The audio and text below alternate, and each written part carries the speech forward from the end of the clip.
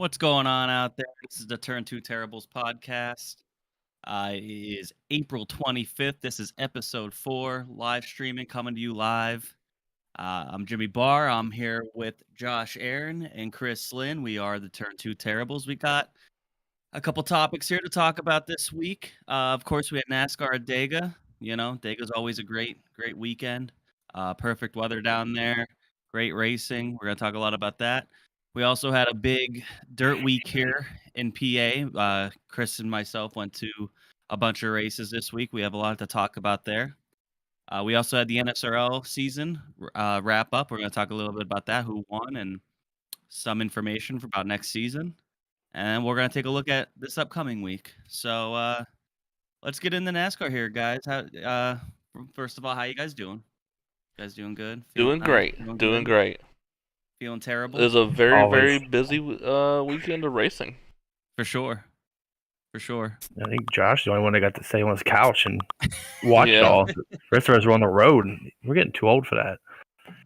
Yeah, I was gonna say I was okay today, but man, four races would have been rough. 3 was enough. Yesterday was rough. Yeah, I was super jealous at first seeing all the races y'all were gonna go to this week, and then about Sunday hit, and I was like, I wonder how Exhausted. soon the fun runs out on that.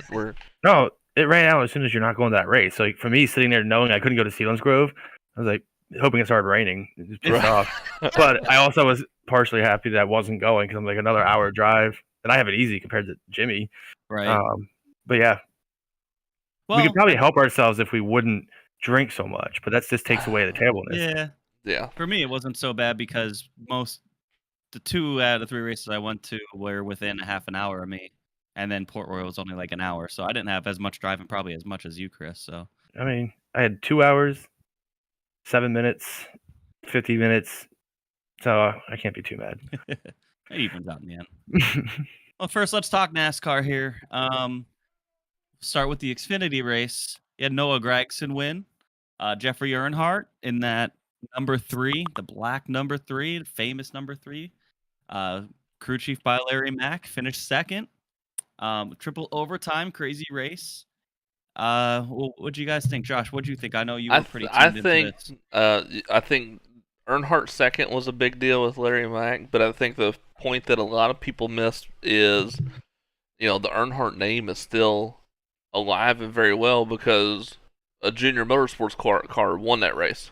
So the 3 and Larry Mack was beat out by a Junior Motorsports car. So, and then you get to the Cup, and we'll get to that later. But at one point during Cup, 3 out of the top 4 drivers were all Junior Motorsport guys late in the race. So it was cool. I was glad to see Jeffrey Earnhardt get that. I think he did very well.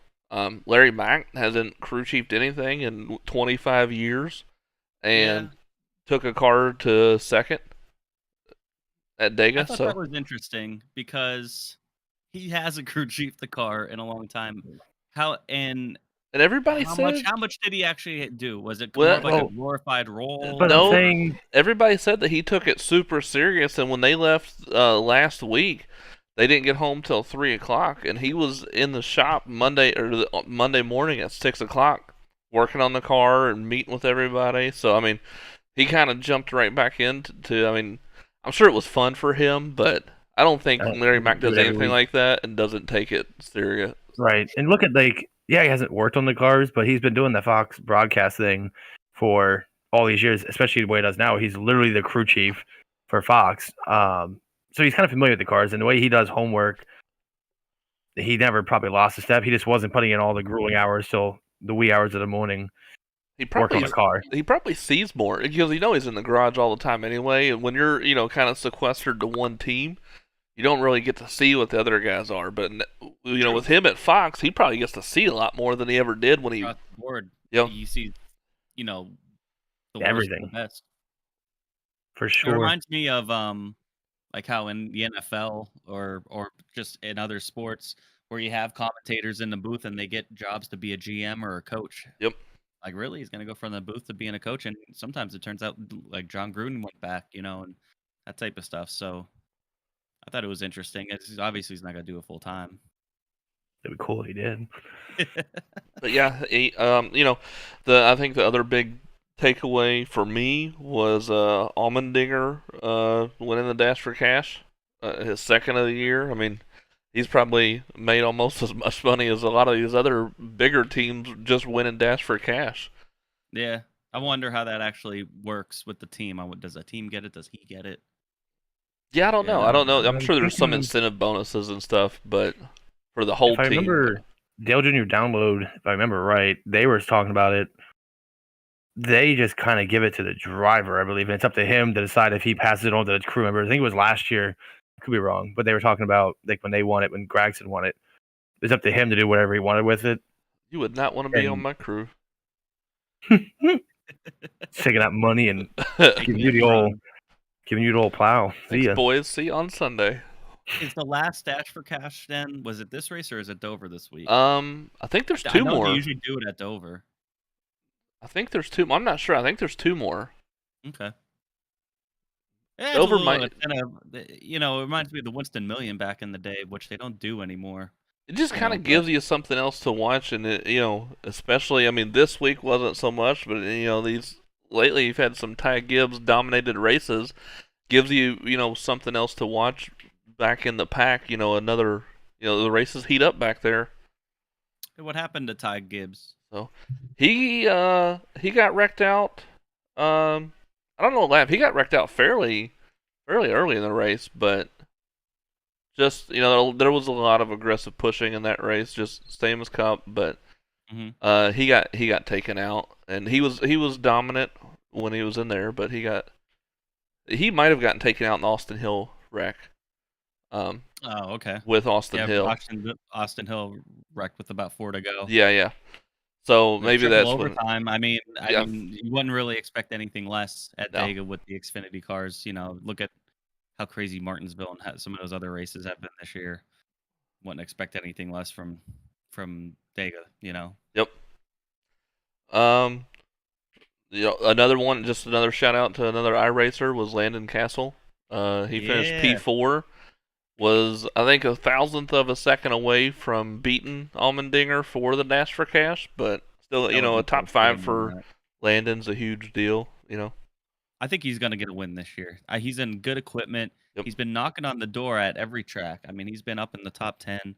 Equipment helps a lot in the Xfinity Series, don't get me wrong, but this is definitely the best opportunity he's had. And it's good to see him get it because he's definitely put in a lot of work and been through a lot more than what some other drivers have had to go through just to stay with a ride, and keep racing at this level. He's been racing for a long time. I mean, I think his first Cup race or whatever was like 10 years ago. So he's been around for a while, and it's good to see him have this opportunity, albeit in the Xfinity Series, but he even had a chance in the Cup Series this week, and Yep. it's good to see. Anything else from the Xfinity race of note? No, I don't. I mean, I don't believe so. No Gragson won, great win for him, but there's plenty more No Gragson wins coming, I think, in Xfinity. So Yeah, for sure.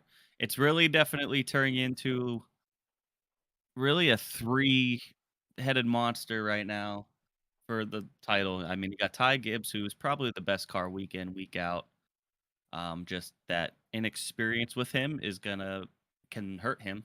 You got Noah Gragson, who is in also really good equipment, has a little bit more experience in the Xfinity Series, might help him. And then you got the veteran in Allmendinger, who's just so consistent, top Yep. 5 every week.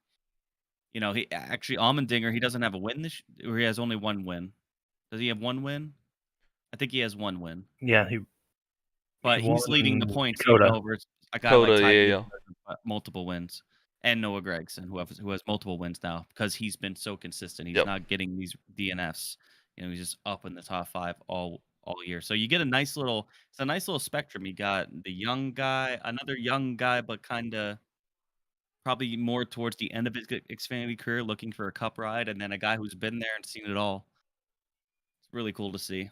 And that's one cool thing about the Xfinity Series too, is you get that mix. It's you guys, Right. you get even the Truck Series is starting to turn in that a little bit, but I don't know. I like it. It makes it Right. interesting. It's kind of how how like the Busch series back in the day was. What made it great was you had those Jason Kellers that were like there every week, experienced guys. Those David Greens, where they would just be there.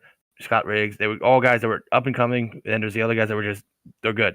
We're at second tier, a level in America, and they're happy with it, and they're showing all these young guys how to race and be respectful in the track and everything like that.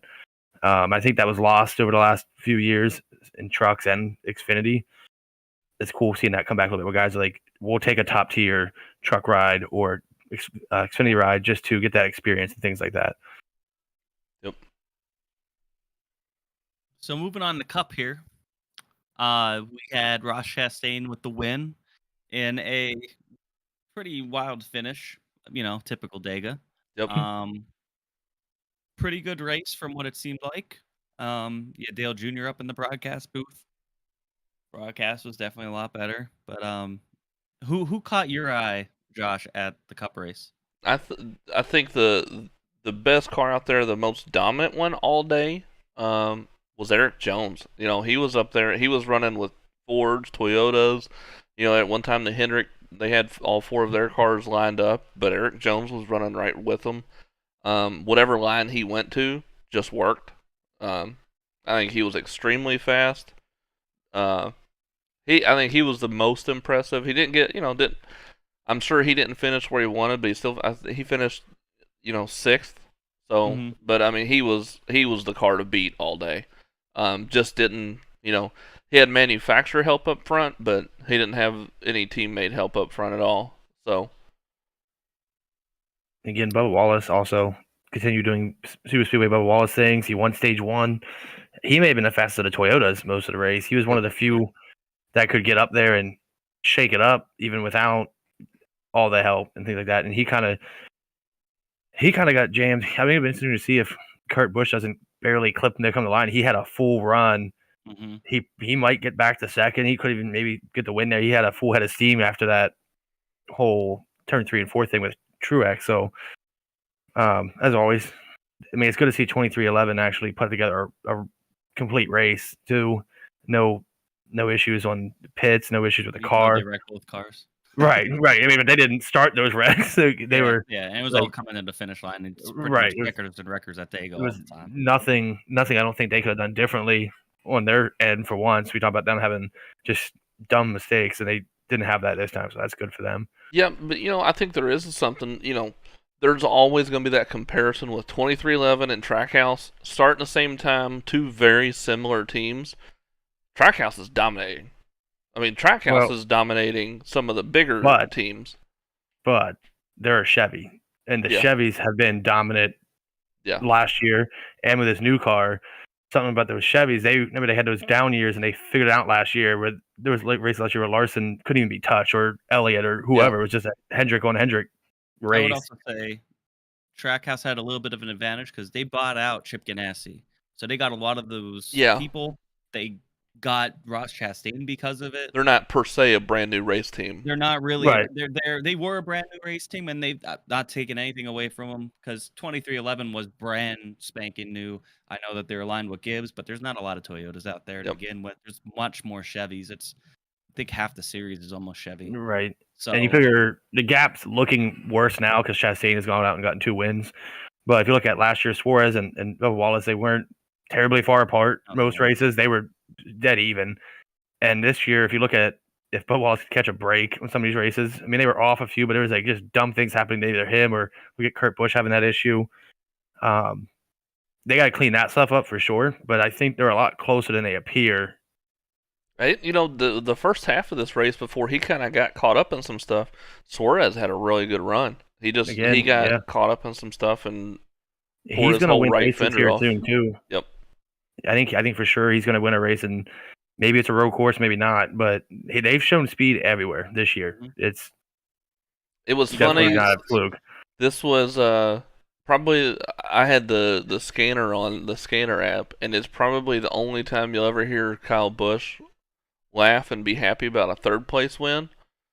But as he came across the line, he was cheering for a 3rd place win because I mean, coming to it, I think he was 10 back, 12 back.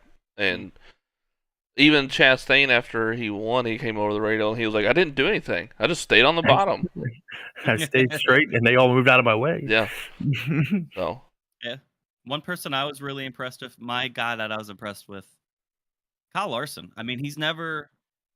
I think that was Cliff Daniels' first finish at Talladega as a crew chief, and Larson's never had a top 5 at a super speedway before. He got it. He was up there. He was leading laps. He was one of the faster cars, especially when those Hendrick cars got linked together. It seemed like he ran up there all day. So and I thought that was kind of interesting too. Usually at Talladega, you have comers and goers, and you had that, but you didn't really have too many guys like fall from like 5th, at least not that I know of. Like Yeah. just fall back to 30th and come right back up. Yep. And keep going back and forth like that. It's a lot of people kind of kept their position while they're still racing. You had a couple people drop out, but not like it was a couple years ago. it was And I it think- was very interesting too. There was a lot of nobody wanted to give up track position at all. I'm pretty sure. I don't think Eric Jones ever changed his left side. He never took Really? left sides the entire race because nobody wanted to give up track position. I think there was 3 or 4 cars that at the end of stage 1 took all 4, and they lost a lot of track position and ended up getting caught up and stuff. And so after that, nobody wanted to give up track position. And Eric Jones, I'm pretty sure, never changed his left sides. That's pretty crazy because I thought I saw something on Twitter about people talking about in Xfinity that tire wear was becoming an issue. Yep. And because the surface is old now, it's almost 20 years old, and they thought they were probably going to have the same problem in Cup, but apparently not. Yeah. If you don't have to change tires the entire race, then really Goodyear it makes doesn't a hell of a tire. Yeah. I know the other sneaky one was we talked about him just always being there. Austin Dillon, P2. I mean, just week after Right. week finding himself in a top 5, top 3, and he's just Yeah. they're right there. The parity is definitely alive and well in the Cup Series, and I think it's good. I think that's partial because of obviously with the new car, but I think we saw some of that last year. We started seeing Trackhouse get stronger and stronger. Richard Childress get stronger. Some of these other teams start to get a little bit stronger, where we had a little bit more parity throughout the field. Maybe not, a ton of different winners, but I mean, this year it's been pretty crazy to see. I think it's good for the sport. Obviously, Talladega was a lot of fans in the stands. They had 60,000 there, which is great. Yep. It was so weird, like watching the start of that race, and you see like the front stretch grandstands, and it almost took you back to like early 2000s, where the way they had the camera angles at it was just people the whole way through, and it's for everyone saying NASCAR is dying. I know it's Talladega, that's still a draw to anybody, but It's so good. it's- Anything positive about the sport is right, positive. that's not the first race where it's kind of been that way. No. Like Martinsville just about sold out a couple weeks back.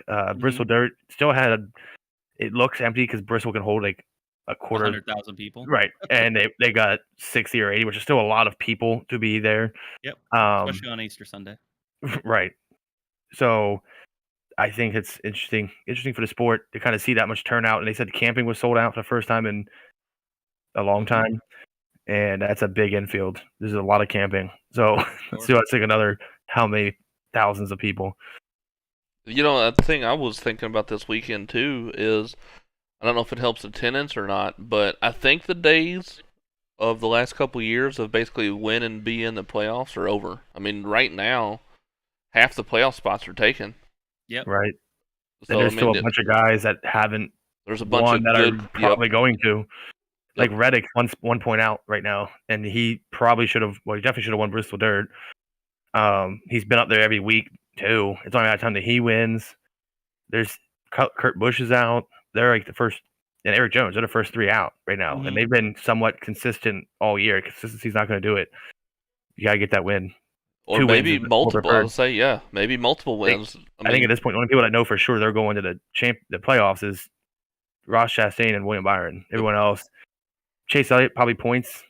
He's gonna hopefully win. There's a Noble. lot of drivers out there who haven't won yet. I mean, you have Chase Elliott. Ryan Blaney hasn't won yet. mean, a guy like Keselowski could still sneak a Right. win in there. Kevin Harvick's gonna sneak up, get him Kevin one. Harvick. Has Truex won? No. Truex hasn't won. Christopher Bell hasn't won.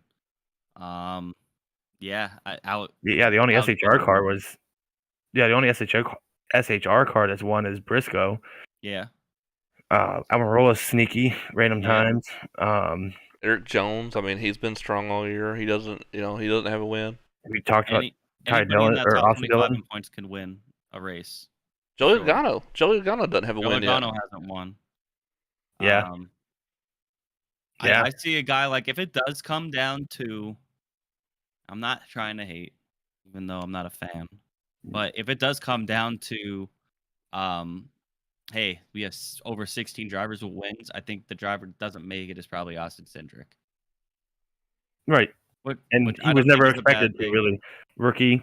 He won Daytona 500. He doesn't, rightfully so, probably doesn't really care what Like, happens he the rest of the hasn't season. run well since, really. I mean, Right. he Right. That's true. hasn't really been there. And I think it's good because, no disrespect to a guy like Michael McDowell, who is decent, but I mean that guy wasn't a top 16 car last year and took away a spot from cars that were running up in the top 15 pretty Yep. much all year. So I think the more parity, the more different drivers that can win to make it so there's more than 16 winners really gives you, all right, these are the best cars all year.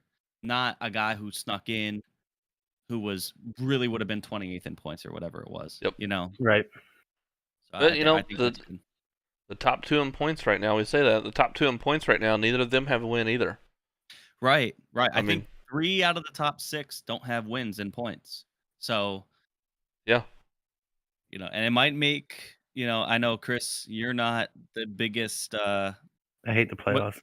you hate the playoffs. So, like, I hate if they stage racing can in the keep this playoffs. parity alive, they might be able to change the format in the future where it does reward people who just run consistently. I hate it more when it's the win you're anything because of what you just said. And you do that, I think you take a little bit of that credibility away because you have a guy like a Cindric who's run not great since Daytona. And really, how many laps did he leave at Daytona? All right. I The think Fords are really good there. I Right. think So you're letting these guys in at what cost? You're not getting even the chase, which I didn't love either because I'm a traditionalist, but at least it was more fair. You still had 10 races straight up, 10 races to crown your top 10 in points or whatever it was. It still wasn't this because you get the Phoenix. Like, look at how many years ago was it now? 6, 7. Ryan Newman never won a race and was in position to win a championship. Yep.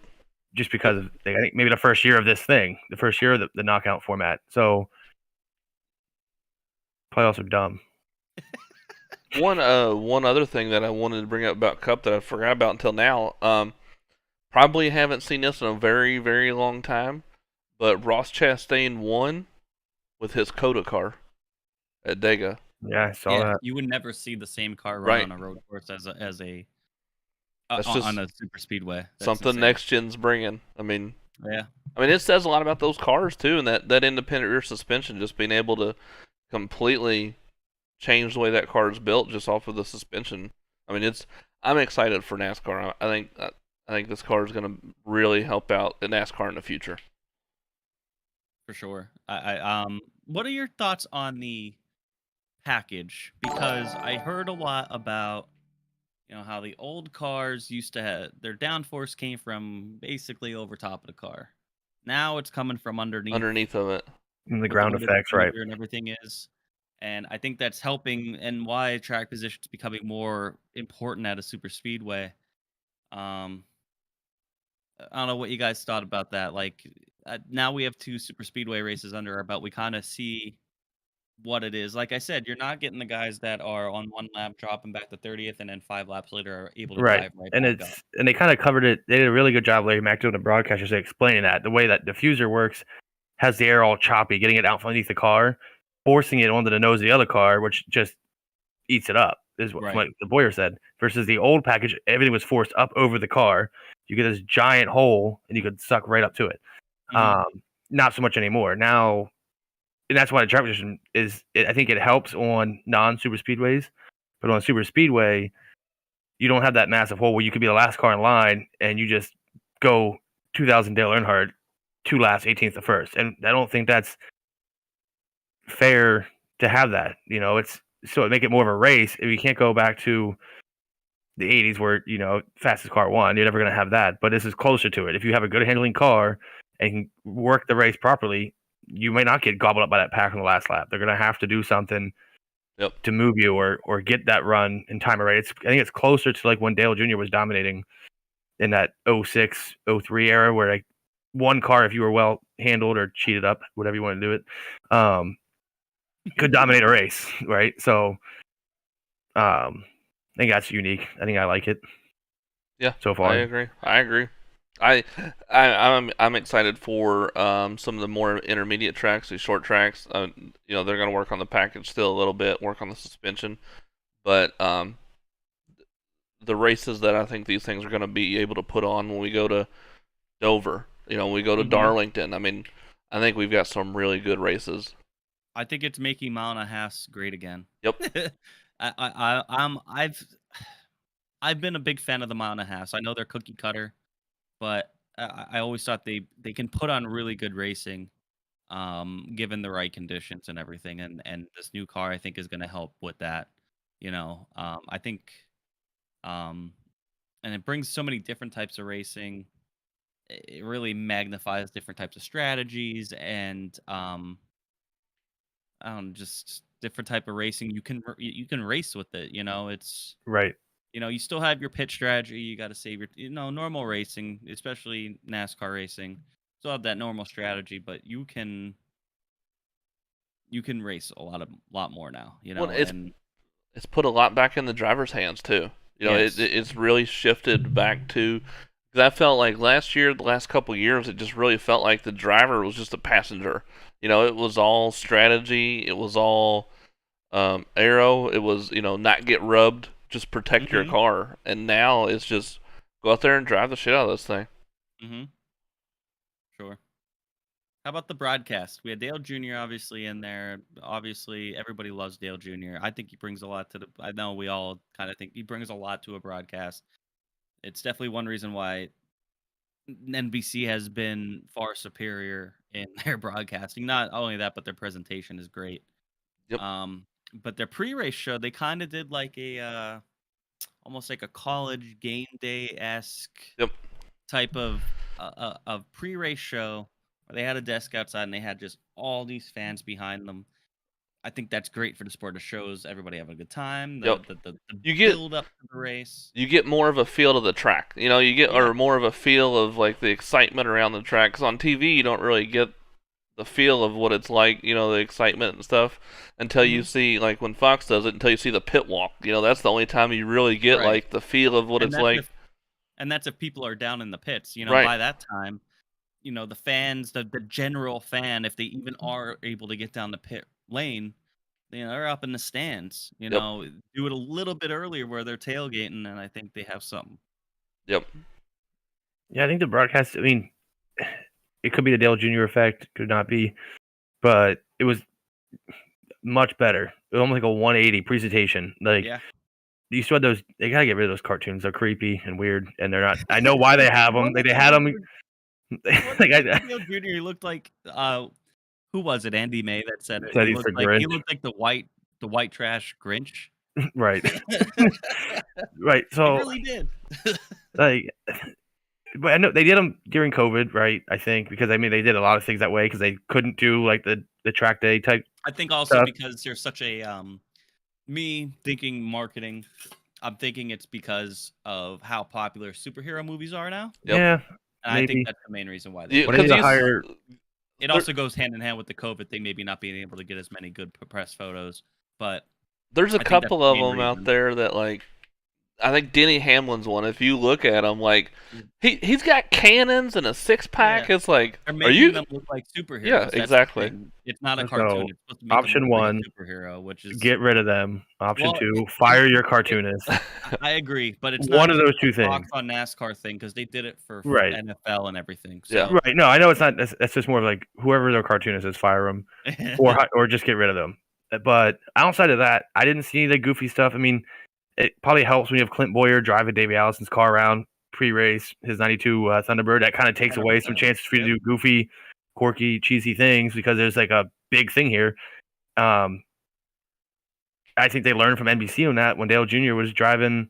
Was it NBC that had the Dale, or was it Fox last year when they had Dale think Jr. it drove the Wrangler car? I'm pretty sure it was NBC because it was Yeah. during the Where they television never movie. showed it.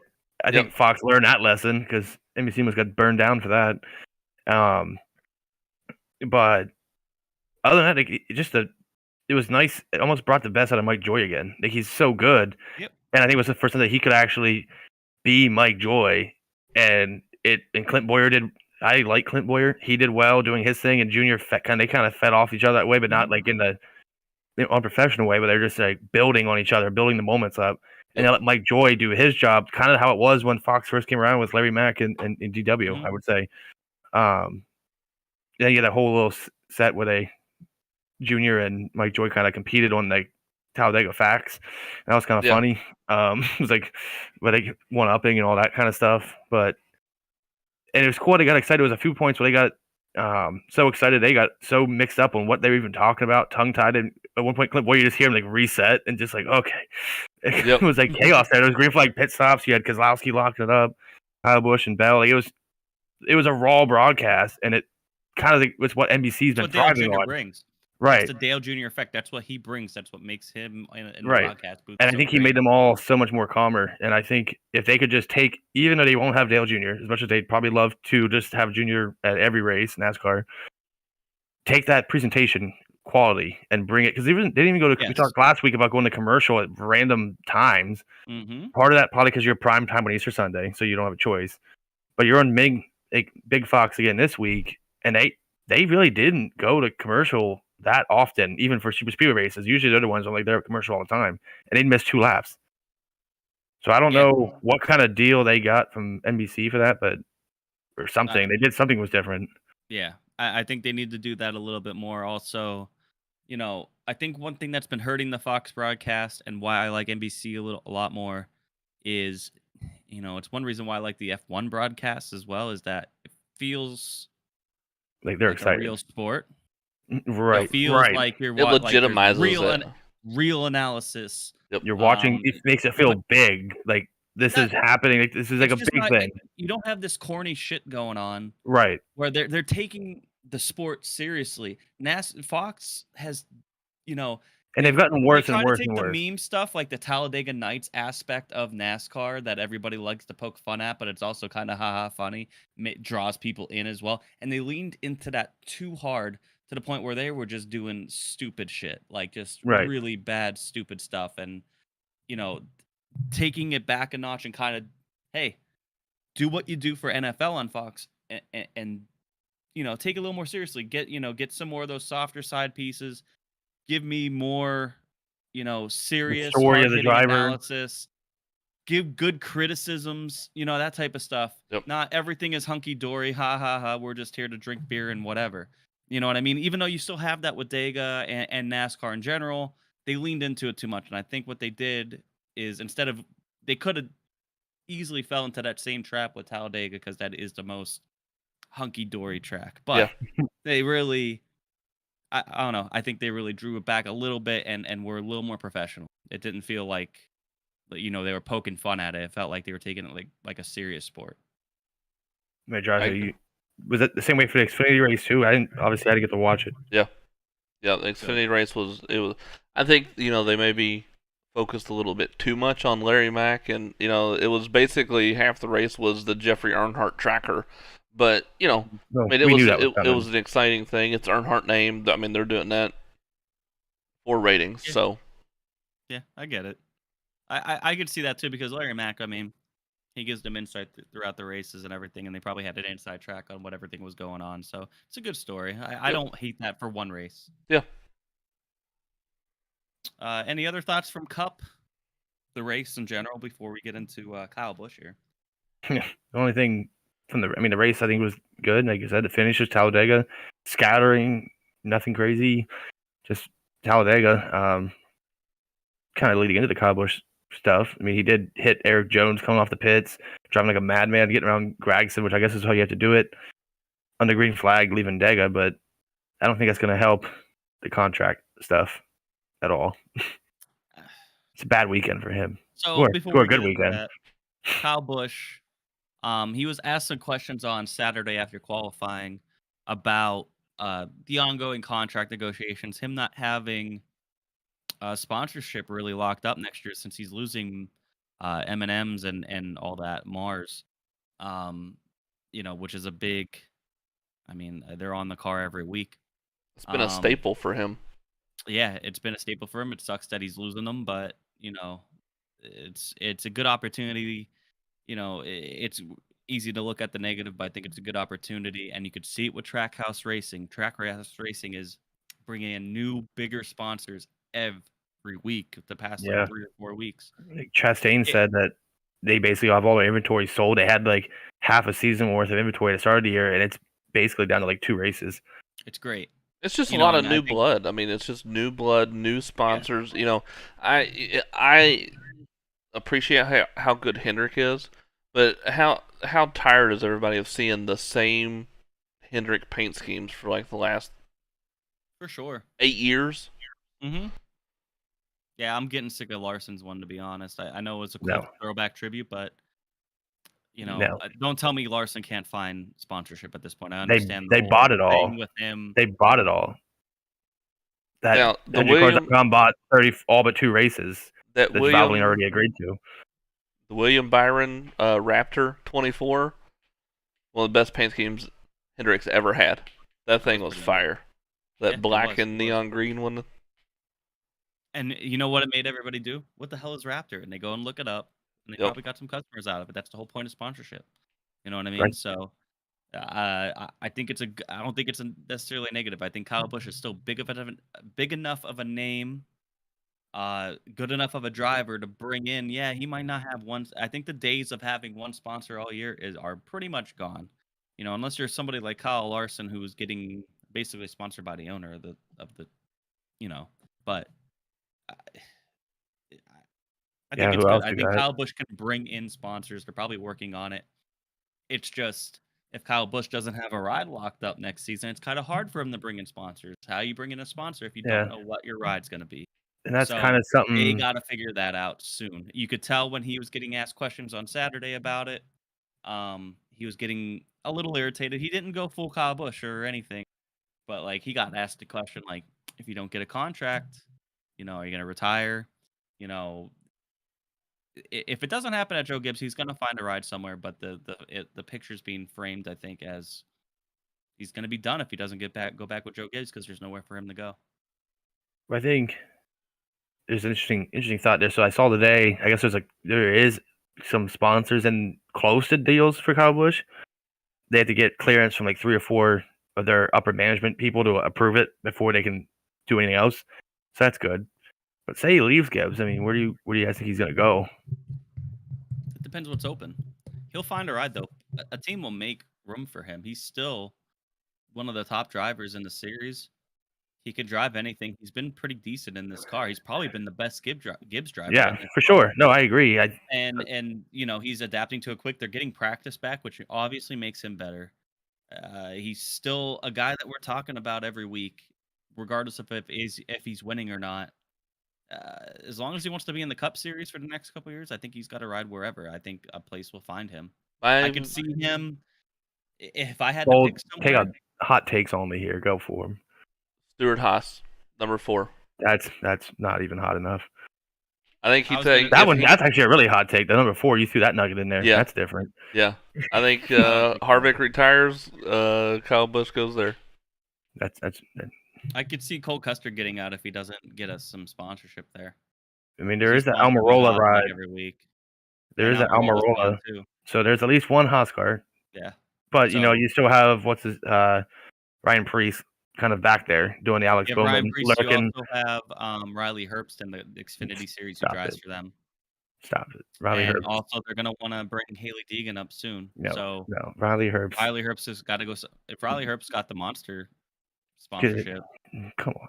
They might not be a permanent solution, but it could be for a year or something. Colleague, if he has the money, and that's the big thing. If he has the money backing, right? Stuart Yeah, Haas I is get in it. no spot right now to deny it. Turned out right. Do you Unless think Kyle Busch would think- go to Colleague? Like, I mean, that's my thing. Is Kyle Colleague Busch or has an, Trackhouse? I'll say he has an ego. Go to Trackhouse. He's not gonna go somewhere that he's gonna, he's gonna require these multi-million-dollar teams to give, him the technology and to give him the shot that he has right now.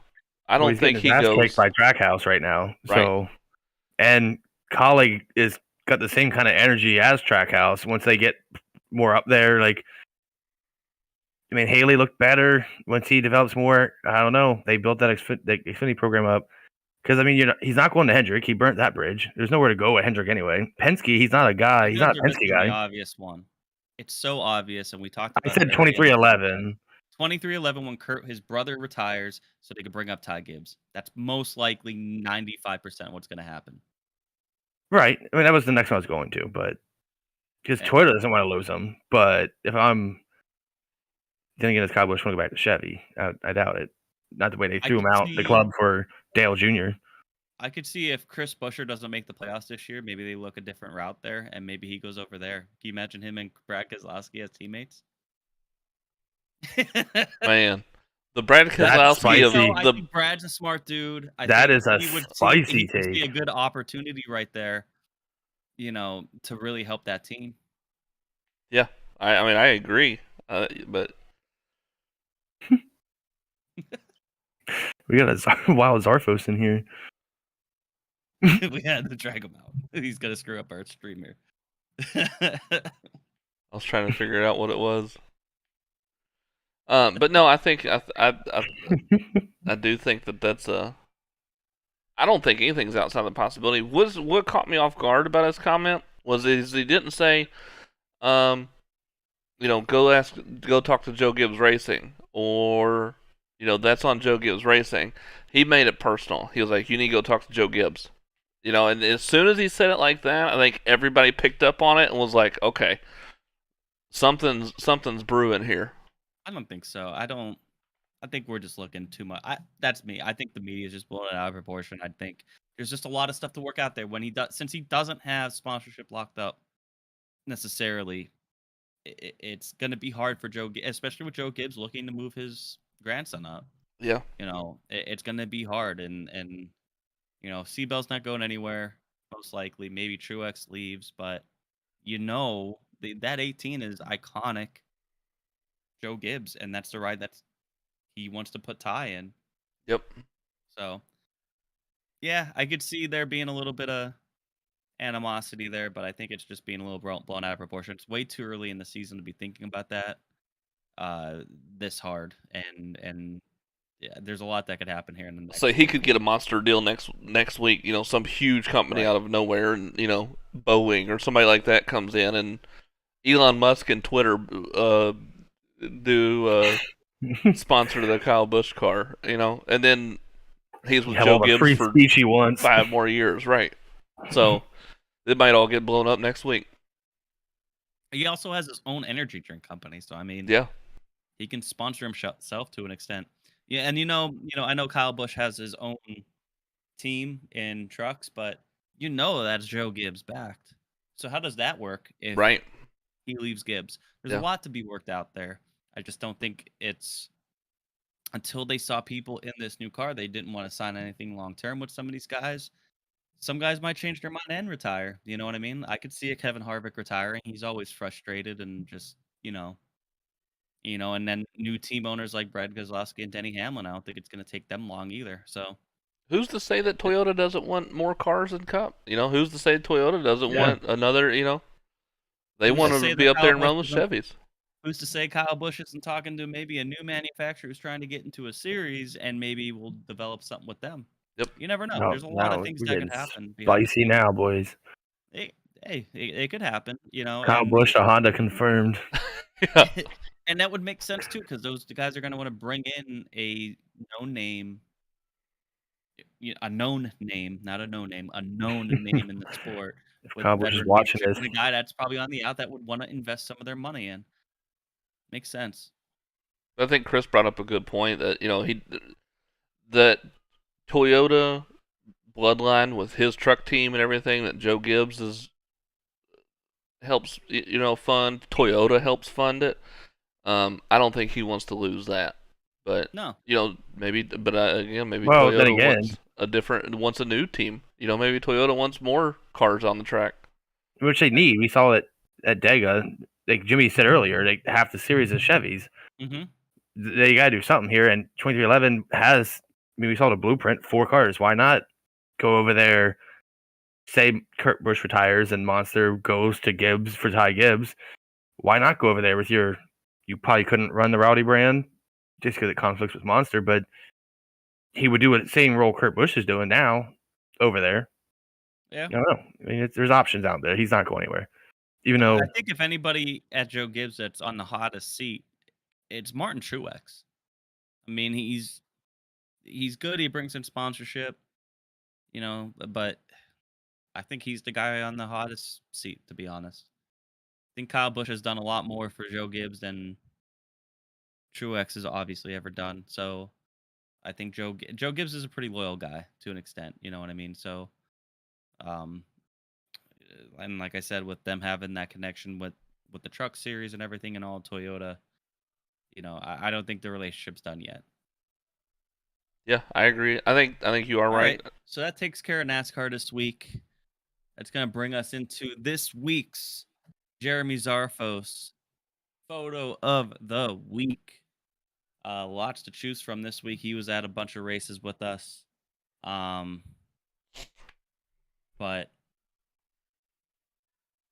drum roll, please.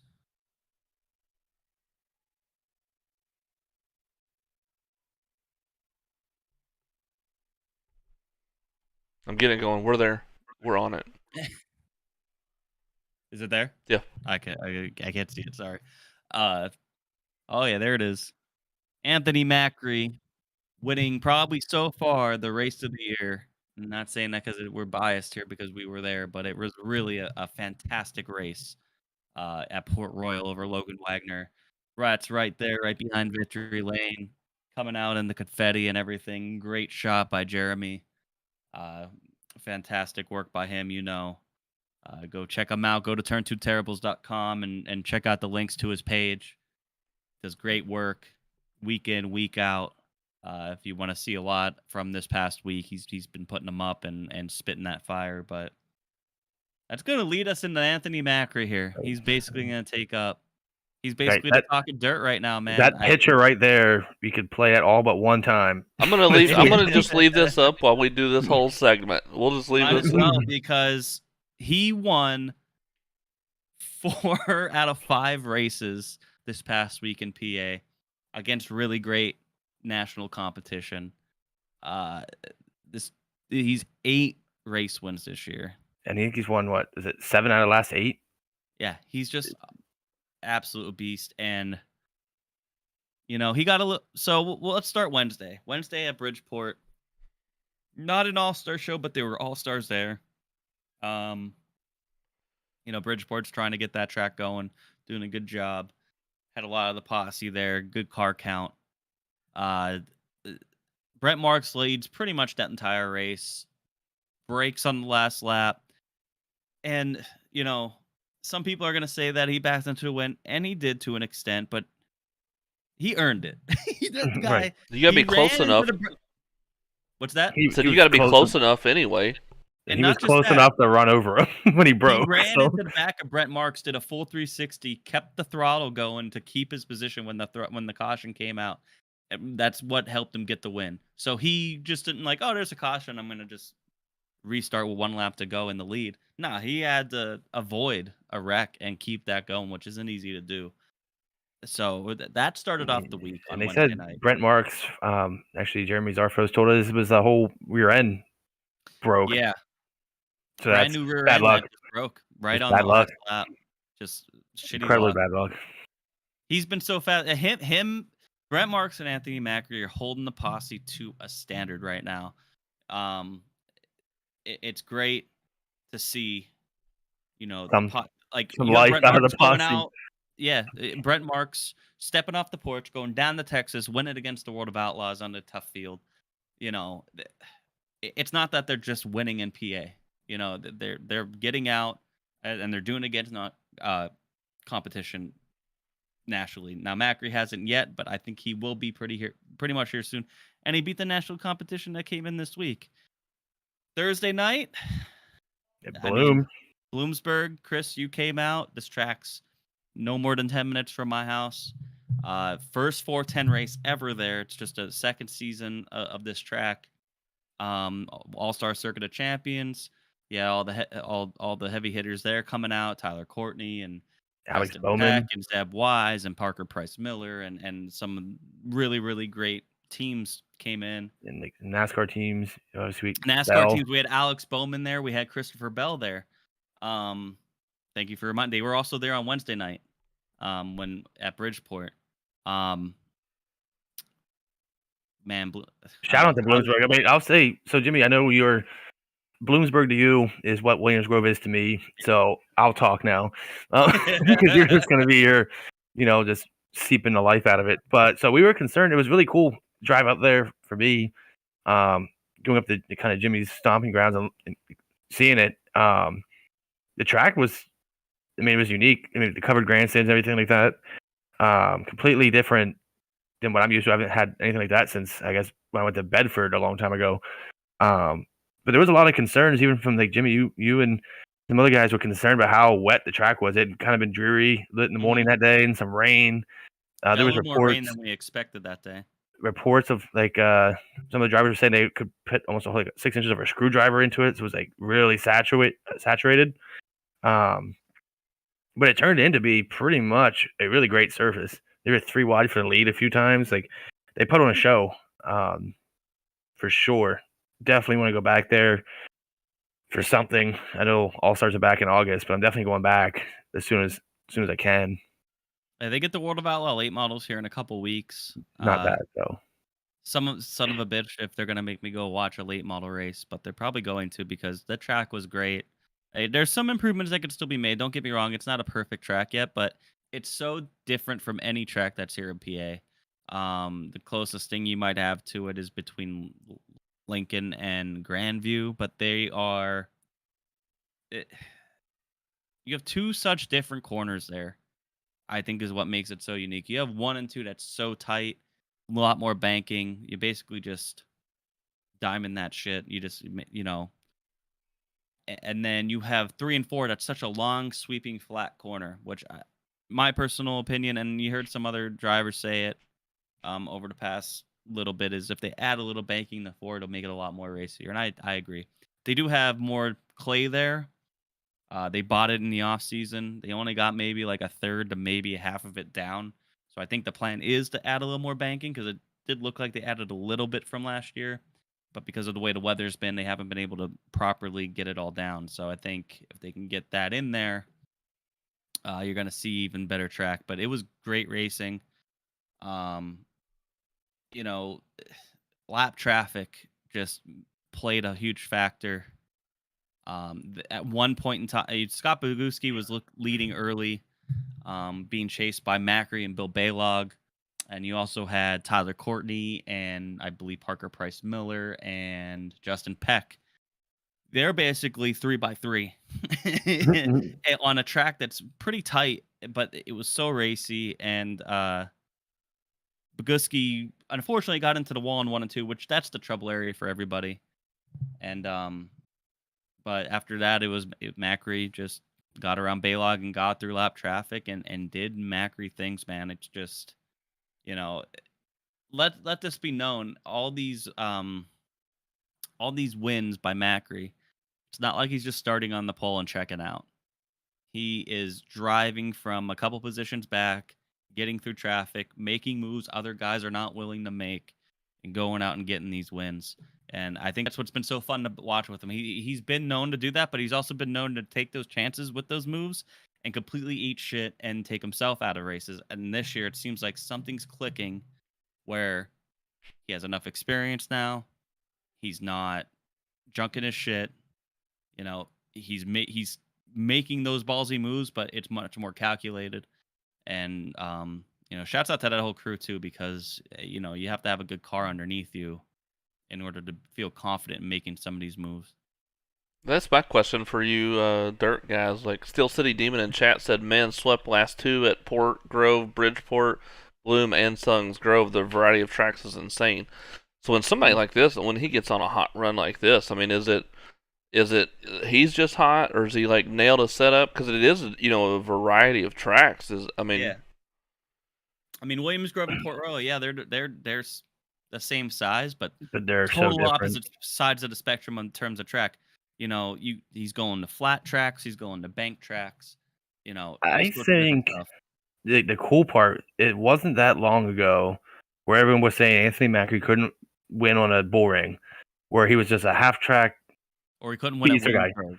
Couldn't win at Williams Grove. He couldn't do anything. He'd go to Port Royal and be really fast. He'd win like 4 out of 5 there, or he'd break. Sealands Grove, same thing, but he couldn't go to even Lincoln and compete. He's worked on his game enough, going on the road a bit over the last couple of years. He's kind of figured it out. I think it speaks to his hard work or tire doping, Jeremy. Or tire doping, like Jeremy Zarfo said. He does have, and we had a little bit of this conversation this past weekend. I had it with George yesterday at Sealands Grove when we were waiting in between races. What does Macri do? Does he stick to like the Brett Marks plan and just goes true outlaw? Does he? And George was making the argument, why leave PA at all? This man just won 7 out of the last 8 races and made $38,000 in winnings, not counting like fast time awards or anything like that. Those couple $100. He won $38,000 in basically 2.5 weeks, just running locally, not running within 2 hours of his home. That's pretty wild. I mean, you don't get that much other places in the country, especially in the dirt world. If you're dominating, why would you want to look to leave? But I think he's such a young kid. They have a good car. Maybe he gets a ride or something somewhere else to go out on the Outlaws or something. But I know he's gotten cozy with. I mean, you see the Macri Concrete logo on Kyle Larson's car. You have he's been pretty cozy with Casey Kane. At times there. So. You never know. He's definitely one of the future drivers, and whether he sticks in PA, I hope he sticks in PA because I want to see the posse stay strong. But I'd like to see PA guys out there. I'm a big Brock Steerfoss fan. I'd like to see PA guys out there on the road as well. And here's the good thing: like if they go out, like say Brock comes off the road. He's going to come back and be just as good as Macri is right now. And look, Brent went out on the road. Brent Marks went on the road for, 2 full outlaw seasons or 1? And then look how much better he's been since back. Like, when he's ready to play now. When he went out there, he would win, but it wasn't as often as it now. When he rolls up, he's one of the favorites. I think Brent's big reason for coming back home and running more of his schedule is because of family. Right. So it depends on what they got going on in their lives. Because, I mean... And that's what I'm saying. Like with someone like Macri, where he's young enough, he doesn't have a wife or kids or anything like that. Like he's primed to go out on the road here soon. I mean, he went to Knoxville last year. He ran pretty well. He's gone out a little bit here and there. Like Steel City Demon here says, for what he's doing at only 22, it's impressive as hell. When was the last time there was a standout PA driver this young? Probably Logan Schuchart, and he wasn't even really racing in PA that much. It's just. Right. He basically went right out on the All-Star Tour. Well, I mean, here's a question for me that I don't know. So, I mean, with the rise of Larson and what he's done in the Cup Series, and how many steps removed is Macri from something like that? Being this dominant. Oh, from like winning as many sprint car races as Larson did, or you mean like going to NASCAR? I mean, getting a chance at a ride in a truck series, like what Buddy Kofoid's doing right now. Right. I would say he's probably fairly far off because Buddy's. Yeah. He's. I don't know. I don't know if he wants it either. But yeah, you never know. Brian Brown was in a truck last year. Yep. I mean, these NASCAR teams, Brian Brown. They've paid attention to they've paid attention to Larson. I mean, they're looking for every team out there is looking for another Larson. Yeah, so that's true. I don't. I think he's maybe a little bit older. I know he's Right? Like only Gio sells these. The yeah, the guy guy, like Gio was doing it. Buddy is there. I mean, those kids. I mean, they're I think 16, Gio just 17, turned 18. 21. Right. But they were in the system, like the Toyota system, like for years now, running Right. some kind of stock car or something. I don't know I if don't know. Macri has enough He doesn't backing to be able to he get into doesn't something like that. have that much money to go. But I don't rule it out. But I think more what I look at what Macri is going out on the Outlaw Tour. But maybe he goes All Stars next year. I think if I were him, if I was going to do it, I would just go straight Outlaws. Right. If you're gonna do it, it costs. Talent, he has enough good. That I think the big question is Jimmy Shuttlesworth. You know, he was Brock's crew chief. I mean, he's a great crew chief. He's worked with a lot of guys. He was Brock's crew chief when he won at Port Royal. He ripped off a similar, not as good as Macri, but he ripped off a pretty good tear the year that he was at Port Royal and won that title. I mean, he won like 4 or 5 in a row at Port Royal and was running really well that year. And then I don't think he wants to necessarily travel. So I think Macri needs to find either another team to go to where he has a crew that will go out on the road, or I don't know. I don't know the whole situation there, but we'll see. It has to be looked at. You know, Donnie Schatz ain't getting any younger. ooh, Hot take. I don't know about that, but maybe. Shit. What? I could see him go honestly, I could see him going to that 9 Casey Kane car. They were sharing haulers last year at one point and stuff when they were traveling out. So that's why I keep bringing that up, because I could see him going there, and he's fast enough and get put in good equipment immediately would be crazy.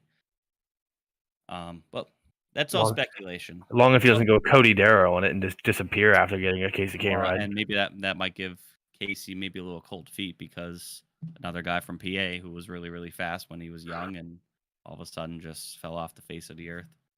Never been heard from again. So Bloomsburg, any other thoughts from Bloomsburg, Chris? We had a great time there. Yeah. It was great. Found Alex Bowman. Yes. Found some dogs. Found Christopher Bell. Yeah, Jimmy, is that Christopher Bell struggled all night? That's the race you appeared on Flow? That was when Jimmy was on Flow Racing. I was on Flow the first time. The national anthem. Yeah, it was an awesome experience. I recommend going right on the fairgrounds there. Like, it's a little confusing getting in for those first timers from out of town. And then they did a little bit of a better job. Like, their signs, I think, were pointing the wrong direction. I almost drove right into the pits. Yeah, that would have been cool.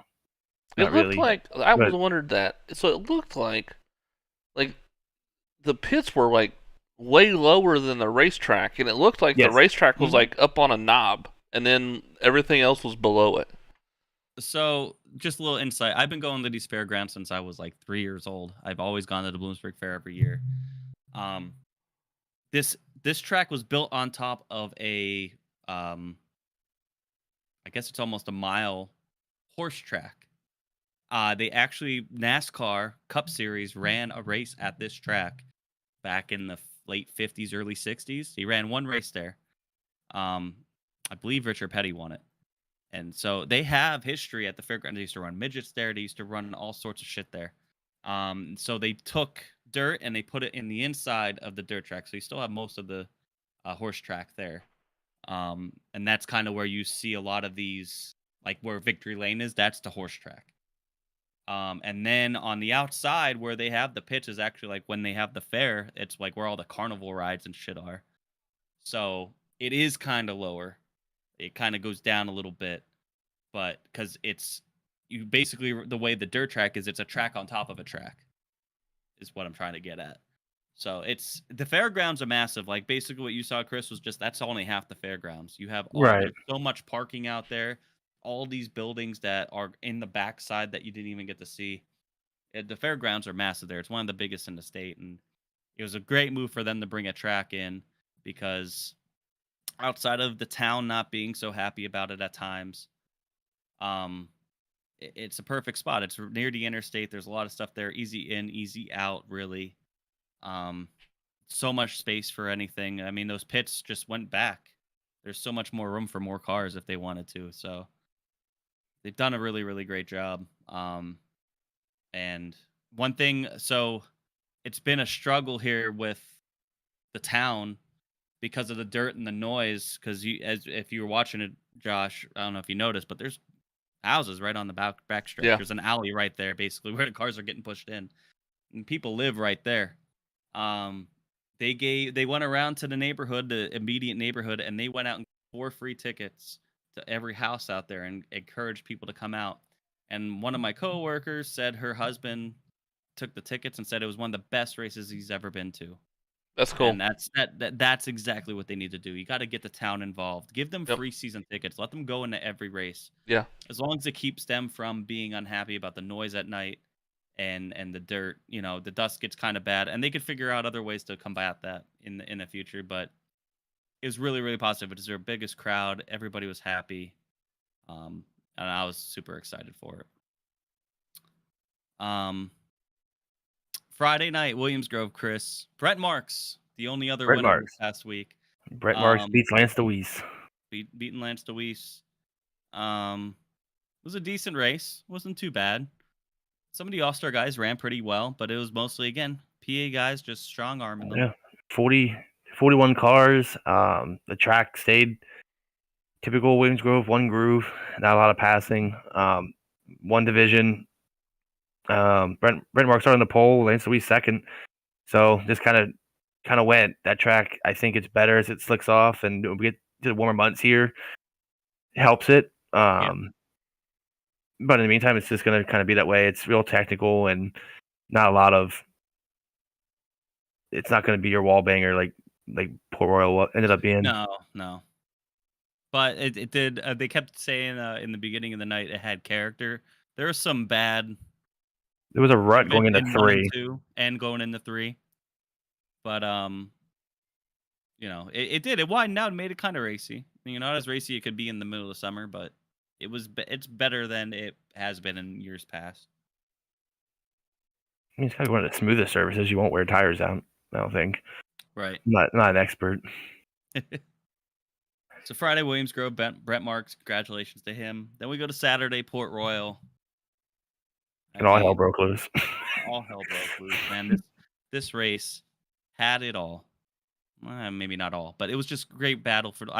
So Anthony Macri with another win again over Logan Wagner. These two guys earlier in the year, Logan Wagner went after Anthony Macri. Macri turned him, coming out of turn 4, one race, and Logan went right into his cockpit during the red flag.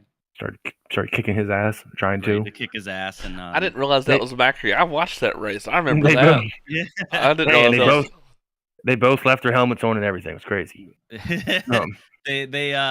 So it sparked a rivalry. They ended up turning the rivalry into something really positive. They ended up selling shirts or something like that, where they're giving proceeds to a charity for a sick young girl. So they turned it into a positive. The most positive thing, though, has been the racing on the track between these two. I mean, every week those two guys are just battling it out, and it was no different. The All-Stars had nothing for these guys, and just great. I mean, they caught lap traffic. They were back and forth, and then there was a caution with about 5 to go, and they were just out in a league of their own. When Anthony Macri is willing to make the moves no other guys would. The one time now Logan gave him room. Gave him a lane. He gave him quarter. 3/4 of a lane.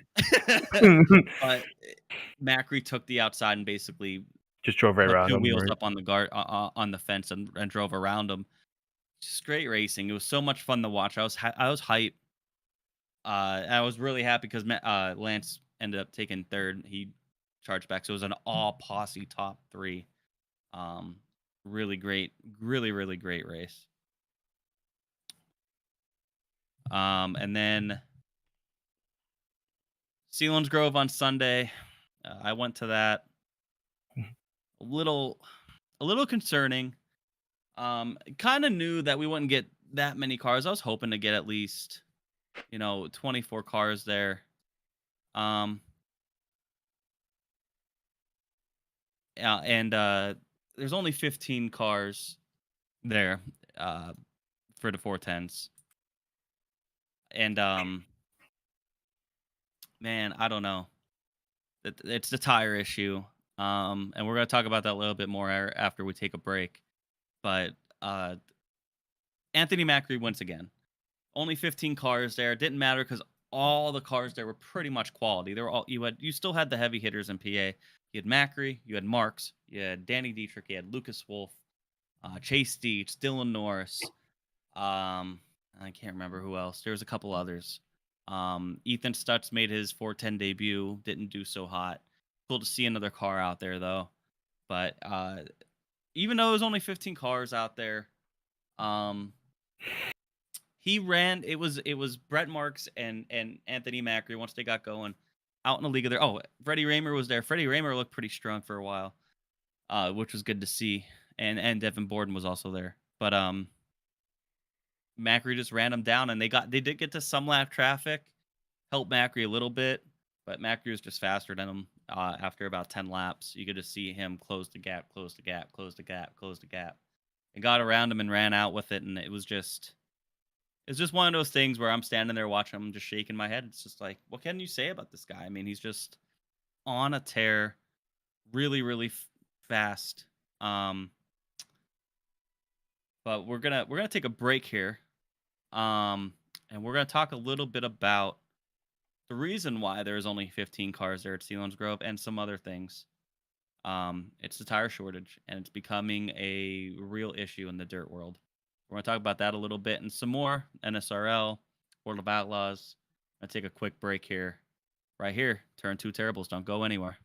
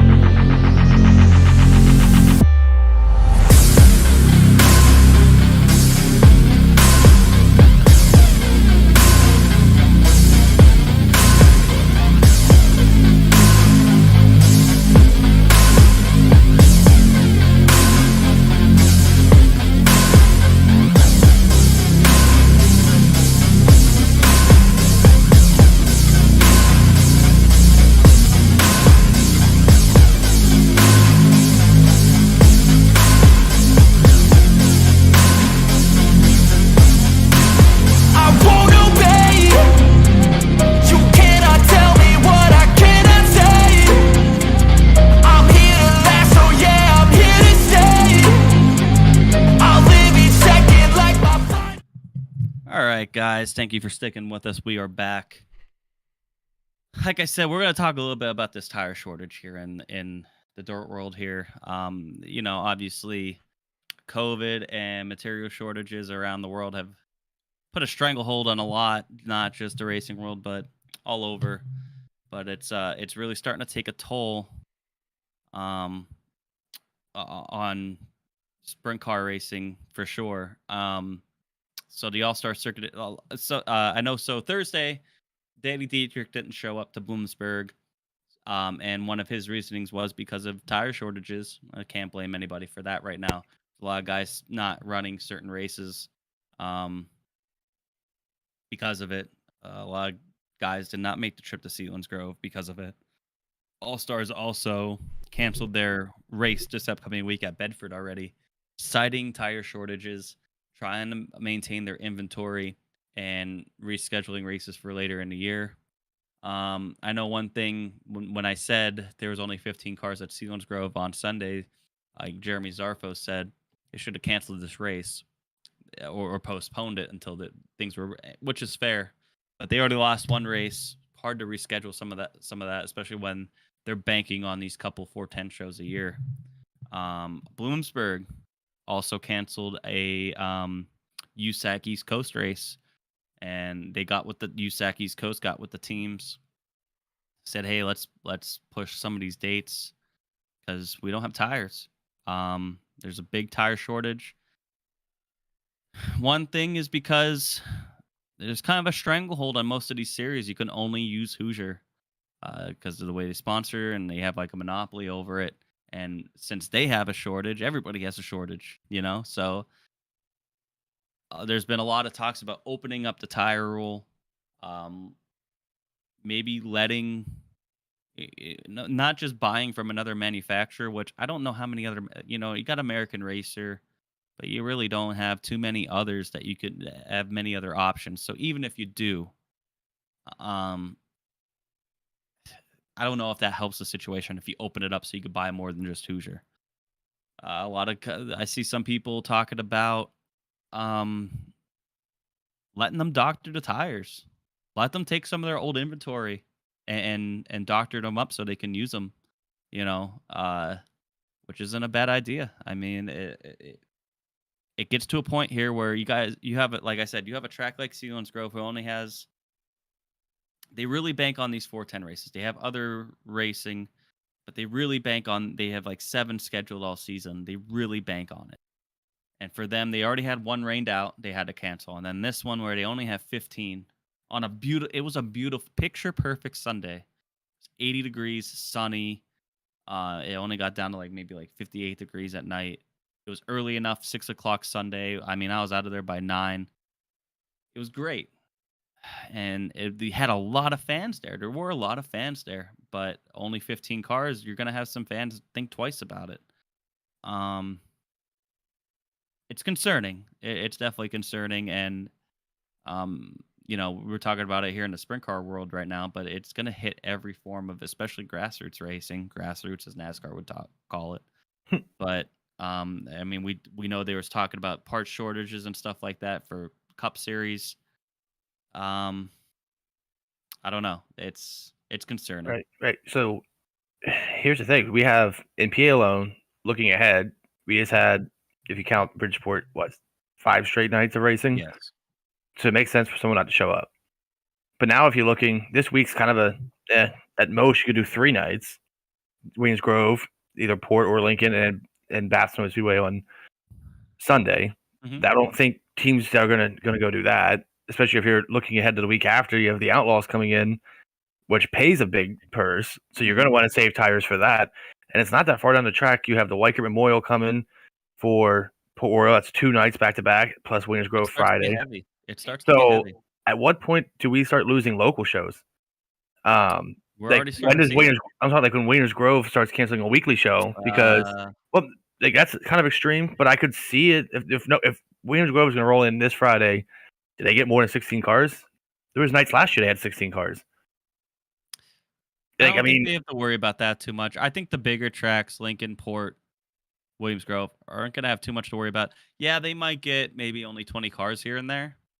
But I don't think they have to worry about. It's the smaller tracks that they really got to worry. The BAPS, the Selinsgrove, the Grandviews, the ones without point funds.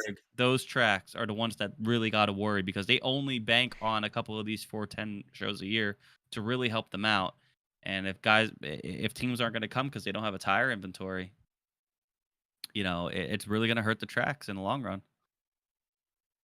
Austin Griffey in chat said it's already hitting the micro scene hard. Yeah, it's not just sprint cars. We're talking mostly sprint cars because we're seeing it, but it's all over. It really is, and the fact that there is a tire rule put in place where you can only get one brand of tire in some of these series But there's even series out there where you can use whatever tire you want, and people are just using whatever inventory you can get. But it's still not ideal. You know, it's And then you said and to compound that issue of your Selinsgrove, you said that track was dusty and dry Mhm. and abrasive. If you're running low on tires, why would you want to go to a place like that? right. So And that's now not helping teams are their going to look at situation. that. Teams are going to look at that unless you have the reason why Selinsgrove got as many cars as they did, why they got some of these teams is one, I think partly is they do have a track title and there's only like 6 races, so you can make an extra $5,000 if you run well. Two, it was almost $20,000 in purse money.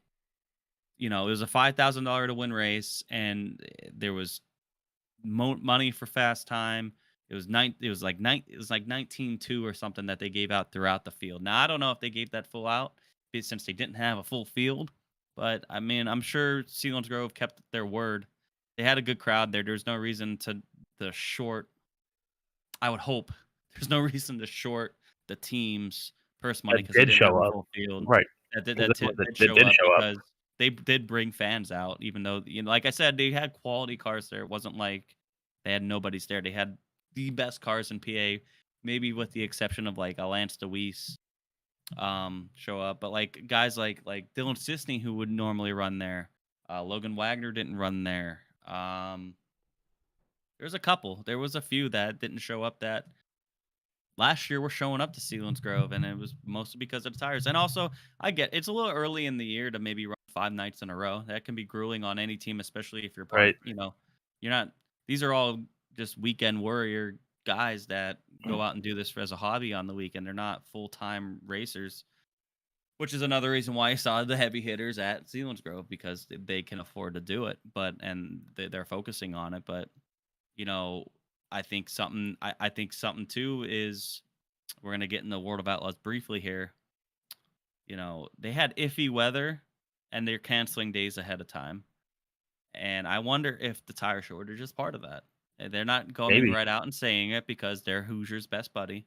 But uh they're there's taking times every opportunity they can to get ahead yes. of it, to save the team's money, whether it be fuel costs, which it's sure the teams that probably appreciate not having to make a tow somewhere even a 50-50 chance. I don't know. I mean, Right. sucks with a Which fan there, but it's a business, so that's part of it, but I know Brock Zierfoss was going off on Twitter a little bit, not going off, but he was pretty frustrated because he's like, there's at least one show a week that is getting canceled now for the past like 2 months. Like right. they've had one, and yeah, you can't fight weather, but they're canceling these 2-3 days in advance, which again, like you're saying, it helps the fuel costs. It saves a But lot with these costs. but like to your point, However, is these it teams just don't make so money if they don't show up to the track and they don't run. right? And to your point, it's almost like if they have a reason to cancel it, to save a They're tire, taking it. they're taking Yes. it and they're doing it so early that it can't be undone. Yeah. And maybe some like a word of advice to the World of Outlaws: stop going to these tracks that you can't trust. I think some of them are just like these tracks that barely run Sprint cars. sprint cars that they're canceling, you know, because they're gonna have saturated grounds and they're gonna. And I get it, you know, you can't fight the weather, but maybe go to try to schedule more around these tracks that you know are a little more concrete. They know what they're doing. You know what I mean? Like a Port That's Royal, a Lincoln. yeah. Come to PA more. but no. I mean, it's I don't know. You know, I think that's part of it, but the weather it hasn't been good luck for. I don't think they're making a terrible decision when they cancel these races, but there is going to have to be a point where it's like something's got to give here, because if they do have to keep canceling it, you know, how long can you use weather as an excuse when it gets to the nice summer months here and you're like, looks like some drizzle in 3 days. Should probably cancel it because we're not going to have a tire inventory. Maybe they just called up Williams Grove and asked what they did the last 4 years, and then take that advice.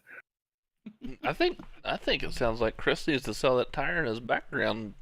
Go buy a new Make some car more or money something. there. I would say that's like having an oil rig in your background.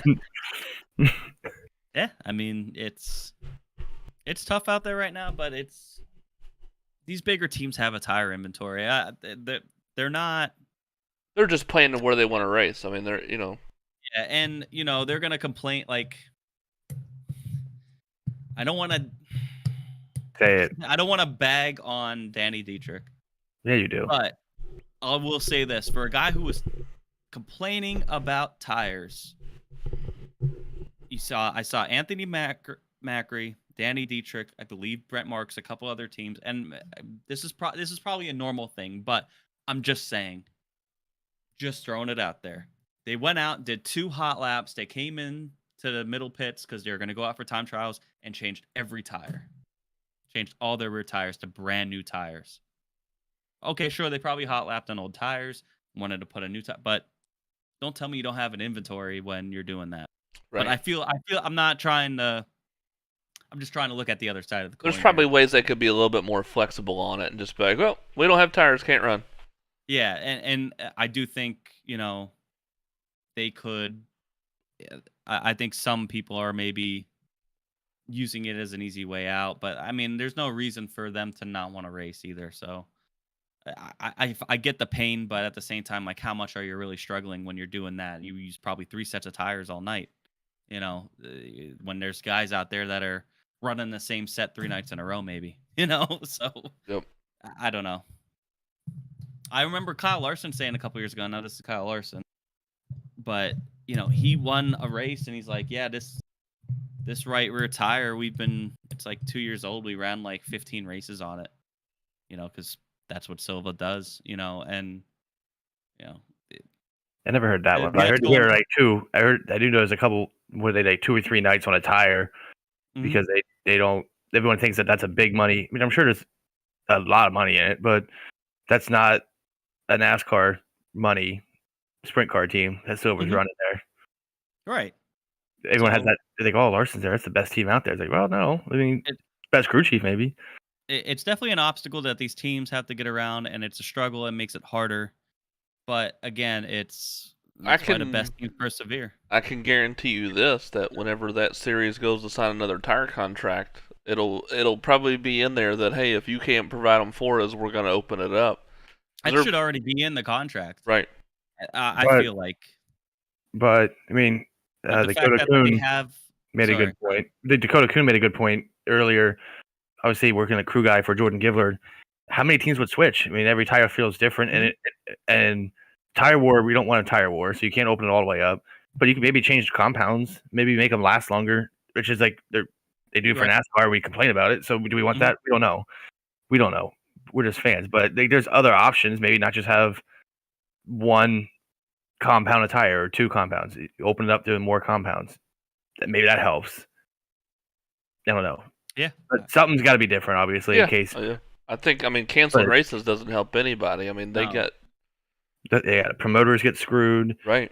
The series get screwed because their sponsor dollars probably tied to certain X amount of races.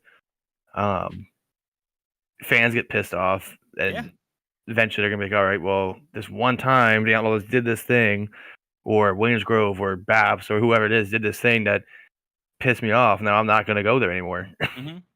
Like Yeah, we even especially see it for with fans that are just kind of more casual, that don't understand what's going on as much, and they show up to Sealands Grove and they're like, I paid $25 to see 15 cars.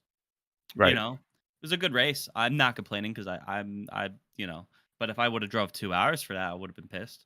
So I can see it. I wouldn't have been. It's Yeah, not. I mean- There's not. I don't think there's there's a lot of conversation. It's an easy fix. Just do this. I don't think there's just one easy fix or would be Right. done That right. opens another can of worms. Yes, and- it's just there's a lot. It's something that the industry together is going to have to fight through. And like I said, it's not just sprint car racing; it's through all forms of racing right now.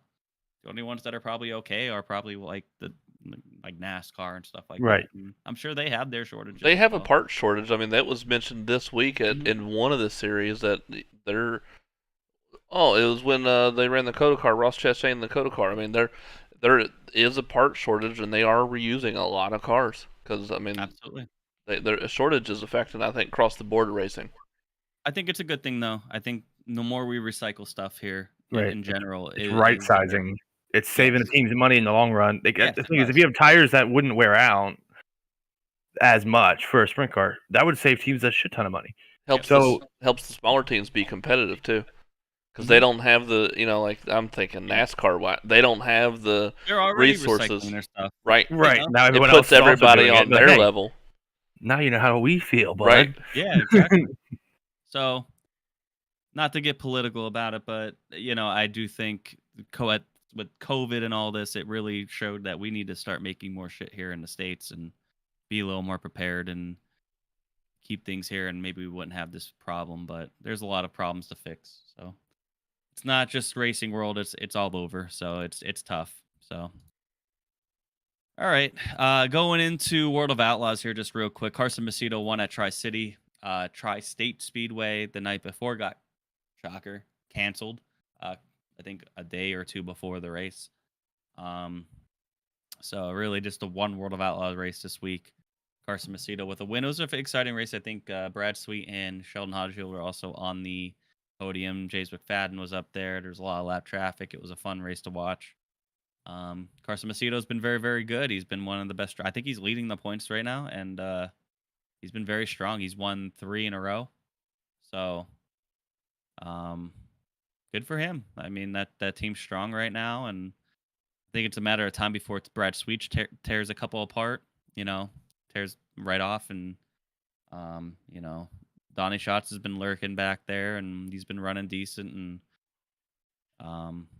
Sheldon Hadenschild's been very strong too. It's any one of these drivers that I think the World of Outlaws right now, the best it's been in years, where it's 6 or 7 drivers that not could just win one race, but they can get really hot and win a bunch right in a row. So that'll take care of dirt this week. Let's get into NSRL a little bit, just real quick. We did crown a champion at Phoenix. Name's Josh Soucy. He's been one of the most dominant drivers and most consistent drivers all season. He dominated this race. Yep. Josh, you're pretty fast. Yeah, you finished third. Third. Yeah. Congratulations to you. Yeah. Thank you. Hats off to Soucy, man. I mean, I'm glad the season finished the way it did. Finished the way it should have finished, I think, because Soucy dominated and was consistent. I was finished third. There was people faster than me that just weren't as consistent, and it put a good stamp on the finish of the season with Soucy going out like that.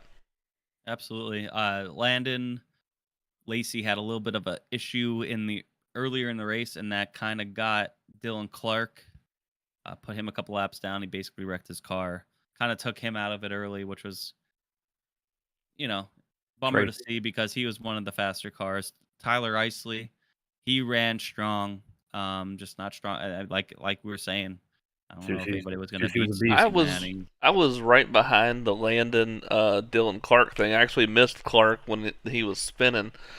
There was a lot of smoke and stuff. I thought Landon got into the wall, and about 3 laps after the restart, he just blew by me. He had already worked his way through the field and just blew by me. And I was on team chat. I was like, hell, I thought he wrecked 3 laps ago.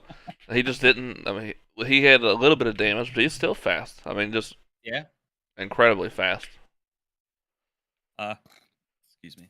Isley and Sikosi are pretty much battling right there for being that second car. Kind of hoping for Soucy to mess up, basically, at that point. Right. That's all you could really do. Isley had a great long run car. He had a really good long run car. He ran really, really strong. He ran strong all year.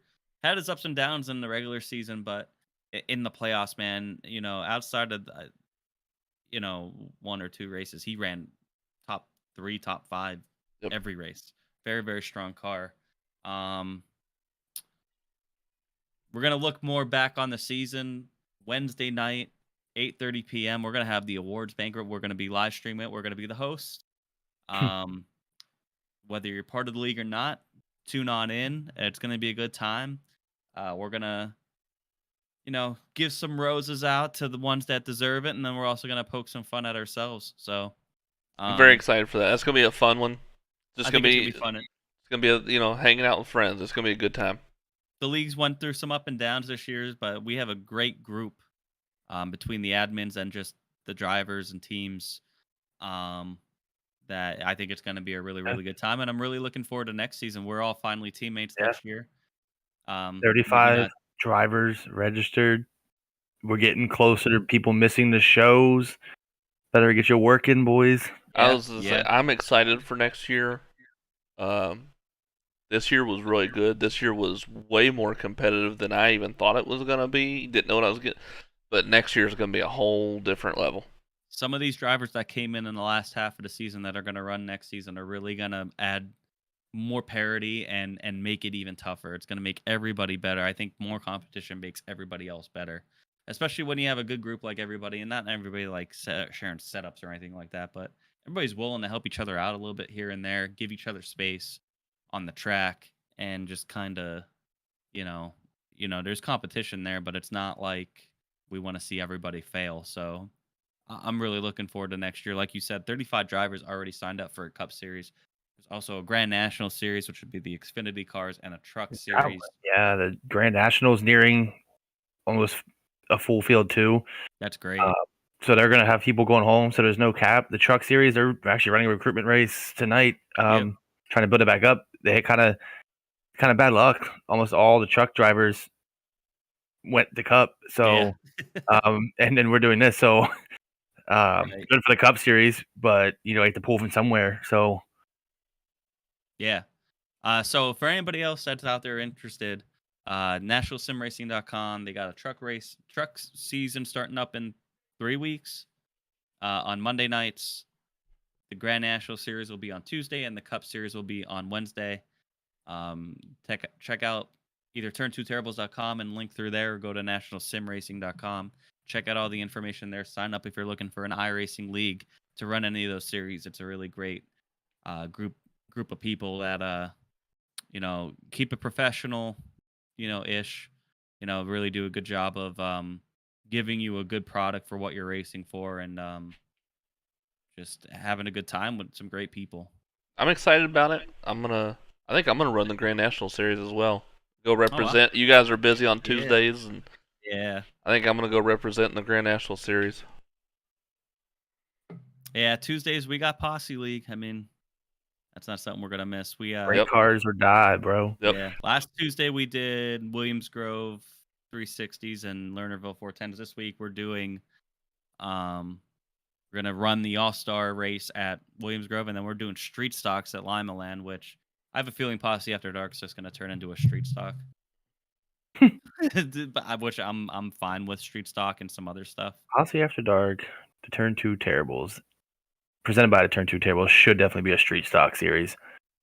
I like that. We could talk and put it on every terrible short track on iRacing. Just the worst drivers in the Posse League driving the worst cars. On the worst tracks. On the worst tracks. And just make them all 100% slick too, so it's the worst surface. 100% terrible. Anybody in the chat agree to that? I think they'll all agree. They all agree. They don't get a vote. So yeah, check it out. Again, Ward's Banquet, Wednesday night, 8:30. Come check it out. And we're gonna have some fun. Let's preview next week a little bit before we get out of here. We got NASCAR. We got NASCAR Cup and Xfinity at Dover, which I personally love Dover. Maybe I'll think about actually going to the race. Maybe I could find a bus trip or something. I used to go bus trips there all the time. I think they're gonna put on a really good race, especially the Cup Series. I'm excited. I'm excited to see what this, what these teams bring for this short track package, shorter track package. I'm not gonna say short track, but I'm excited for it.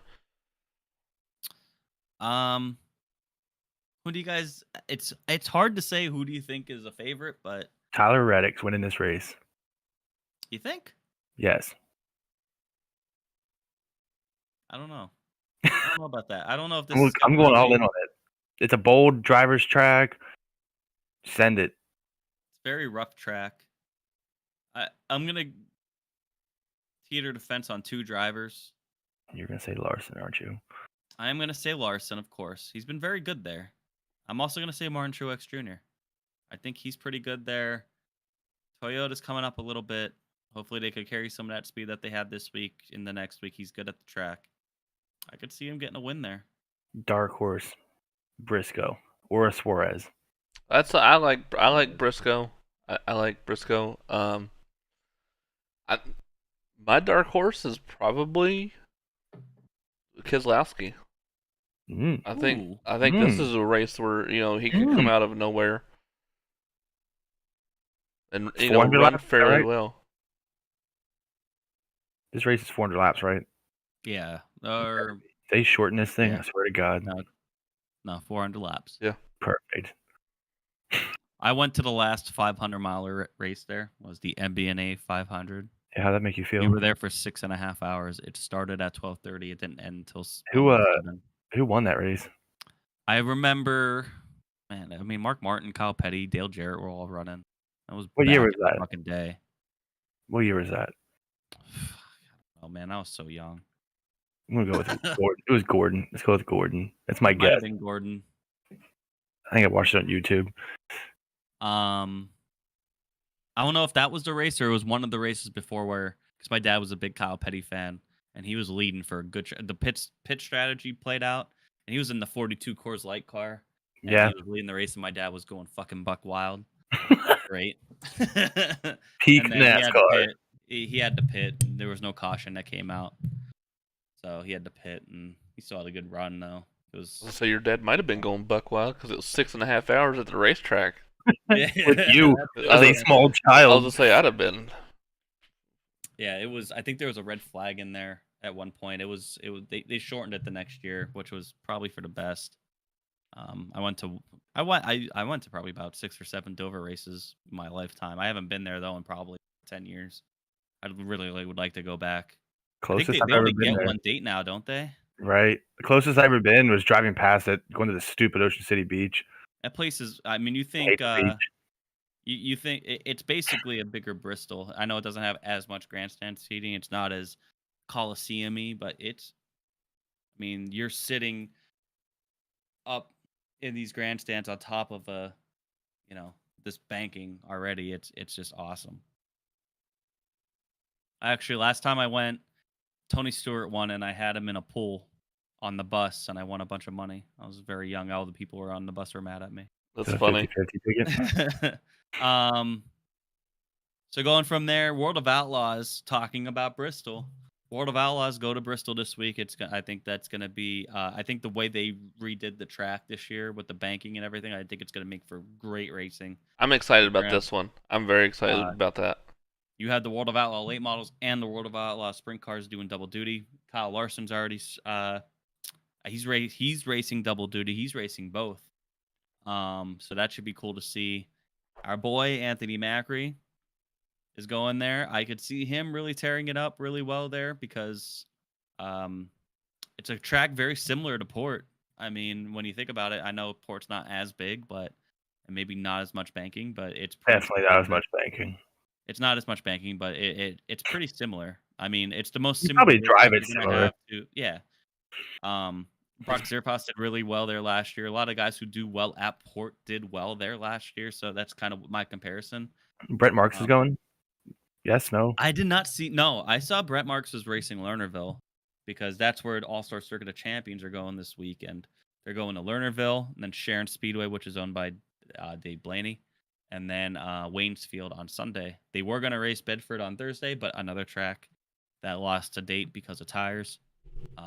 So when I saw his schedule, I thought it said Lernerville. That's why I was asking. Makes sense. I mean, Lernerville is probably more fun. Is I'm a little concerned. Bowman would be, I don't know, maybe racing Bristol. Yeah, because I saw he did on like a whole scheme on Twitter a couple weeks ago, and he had a late model. He had a whole suite of cars. So I wonder. Briscoe. That was Briscoe, not Bowman. Was it Briscoe? Where he has a bunch of different. Yeah, he had a bunch. Yeah, of different cars. he's not going to Bristol. He doesn't have any outlaw dates yet, I don't think. And by the way, he ran his first race. He ran ASCS at Talladega short track and won on Saturday night. Yeah, I forgot about. Yep, I forgot about that. Any concerns, Bristol, Jimmy? Are you? Speed's always. I mean, it's definitely It going was to be scary fast last year. I think they're going to break the record again this year because I think with the progressive banking that you're going to be able to have a fast line no matter where the line is on the track. It's going to be fast. Obviously, the higher you get, you're going to be a little bit slower, but it's going to be quick. I mean, I don't think it's going to slick off enough. Well, maybe it will. I mean, it did kind of With the late models there, I guess maybe. I think that's going to help. I think having a lot of different cars on there, heavier cars on there to really blow the track off, and them also doing better track prep like they did for the truck race, I think maybe we'll make it racier. But I think when it gets hammered down like that, it's really hard to pass. It's basically all about time trials, So, we'll see. It's going to depend on weather. I didn't look at weather or anything yet, depending on if it's going to be rainy there and keep a lot of moisture in the track or what. If it's dry, if it gets dry slick, I think you're going to have probably the best race you'll have there. But we'll see. We'll see. If it's too fast, I think you're going to see some guys back out. They did last year when they got to the track and saw how fast it was. Plus, it was very bottom dominant last year, so we'll see. Cool. I Yeah. think that's it. Yeah, I mean, Josh, you can watch it all on Flow Racing. Watch NASCAR. I'll be at Williams Grove is the plan. Potentially BAPS. I'm sitting my ass at home this weekend. Couch racer style. All Couch right. racer this year. I know some people are trying to get me out to port. Maybe I will if the weather's nice. Maybe. Why not? Yeah. I say I'm going to just sit at home, and then it's like 70 degrees in the morning on Saturday, and I'm like, It's not that "Get to far. port, man." I plan on making up a lot of iRating this week on iRacing because There you go. There you go. Talladega was not kind to me this year. So Dude, I only had 4 cautions and 2 open races. I had a I had- rough week. And one was at 1 a.m. after Port Royal. And the cautions happened back to back. It was crazy. Well, Yeah. Well, thank you guys for tuning in. I know we talked about a lot here. Next week we'll talk about the stuff that we just talked about here with Dover, Bristol. Bristol's going to be, I think it's going to be fun. Also, Wednesday night, check us out. NSRL awards banquet, going to be a fun time. Yeah, if not, we'll catch you right here next week, Monday, 8 o'clock, live right here. Turn 2 Terribles. Check us out, turn2terribles.com. Thank you to Jeremy Zarfos Photography. Thank you to the NSRL, to RJI Media, all those guys that help us do what we do. So thank you guys for joining me. Yep. Thank Josh you guys. and Chris. And don't forget the social media channels. We got to Yes, get Instagram, Twitter, Facebook. Go find us. we got a TikToks too. We got a TikTok too. We're talking. I don't know what that is, but we have one. We have it. Never used it. It's kind of like one of those expensive toys we get. All right, guys. Thank you guys very much. Have a great week. See you next week.